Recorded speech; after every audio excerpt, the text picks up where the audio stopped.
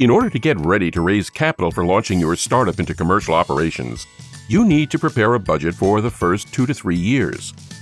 Since your startup doesn't have any past business history to base a budget on, you need to rely on estimates and assumptions. Let us look at how such a budget can be made from scratch. To get started, divide your basic budget estimates and assumptions into 6 sections. 1. Initial investment. 2. Sales forecast. 3. Variable cost estimates. 4. Fixed cost estimates. 5. Working capital assumptions. And 6. Financing needs. Let us look closer at the first section of your budget, namely, the initial investment you need to make.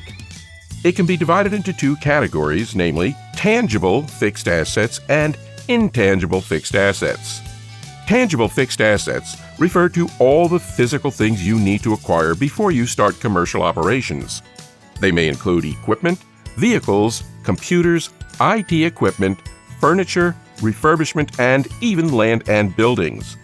Intangible fixed assets refer to trademarks, patents, software, online server infrastructure, and so-called organization costs. Here, organization costs mean the amount of money you have spent during the organization period to get your startup ready to launch into commercial operations.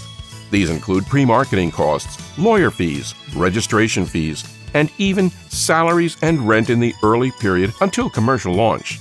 Depreciation and amortization are the investment costs split over the number of years you expect the assets to be used for your business. A tangible asset, for example, a computer acquired for $1,100, may be worth only $100 when you finish using it after 5 years. You may divide the total value loss of $1,000 into annual depreciation of $200 per year for 5 years. Intangible fixed assets are written off to zero over their useful lifetime. That's called amortization. By depreciating tangible fixed assets and amortizing intangible fixed assets, you get a better financial representation of your real costs over time. You don't need to depreciate smaller items such as staplers, stationery, paper, etc. These are considered one-time expenses.